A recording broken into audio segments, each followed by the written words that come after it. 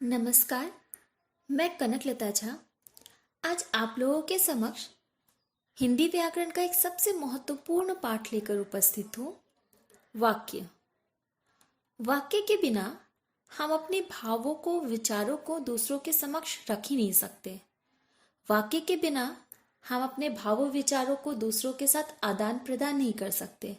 अतः वाक्य हमारे भाषा का एक महत्वपूर्ण अंग है, हमारे भाषा विज्ञान का एक महत्वपूर्ण भाग है। आइए पढ़ते हैं वाक्य। वाक्य किसे कहते हैं? शब्दों के एक सार्थक समूह को ही वाक्य कहते हैं। सार्थक का मतलब होता है अर्थ रखने वाला, यानी शब्दों का ऐसा समूह जिससे कोई अर्थ निकल रहा हो, वह वाक्य कहलाता है। हम कह सकते हैं कि इशारों से भी हम अपने भावों का आदान प्रदान करते हैं और लोग उसे समझते भी हैं, लेकिन इशारों को हम वाक्य नहीं कह सकते क्योंकि उसका कोई सार्थक अर्थ नहीं है, और जब तक किसी वाक्य का अर्थ ना हो तब तक वो वाक्य नहीं कहलाता।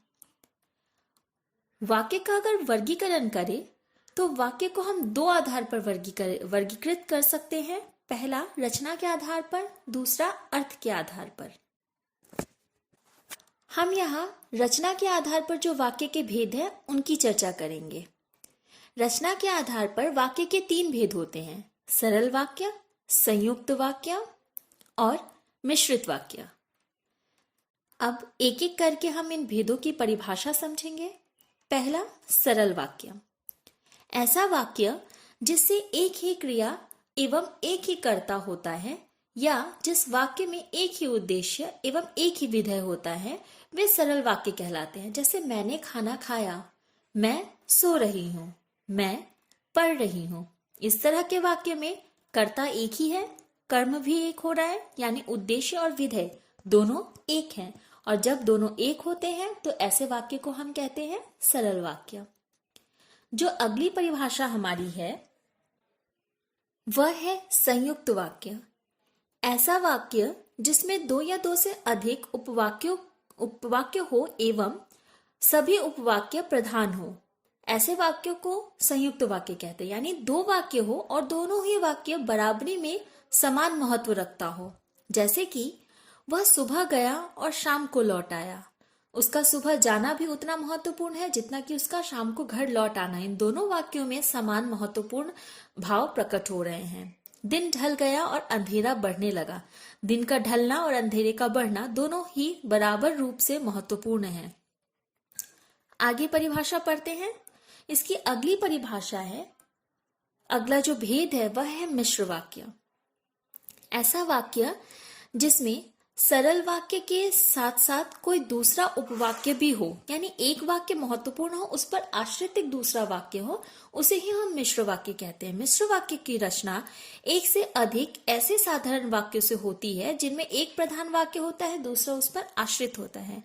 जैसे कि हम कुछ उदाहरणों से इसको समझेंगे। जो औरत वहां बैठी है वो मेरी माँ है। एक प्रधान वाक्य है और उस पर आश्रित एक दूसरा वाक्य है। बादल घिर आए हैं, शायद वर्षा होने वाली है।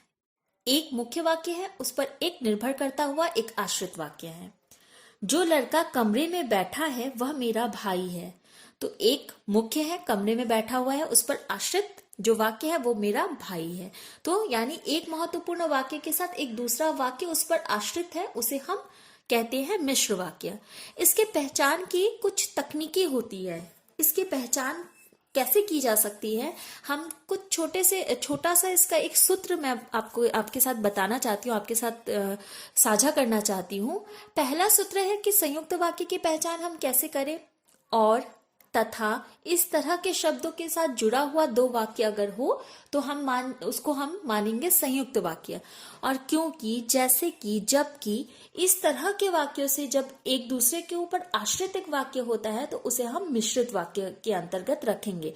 अब यहाँ प्रश्न कैसे बनता है, कुछ वाक्य दिए जाएंगे आपको, जैसे कि मैं यहाँ पर कहूं मैंने खाना खाया या सीता सो रही है। इन वाक्यों को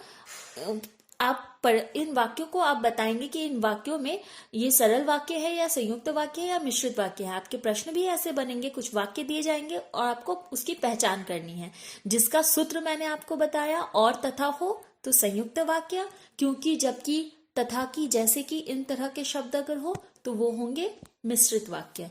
और अगर साधारण सा एक वाक्य होगा तो वो आपका होगा सरल वाक्य। धन्यवाद।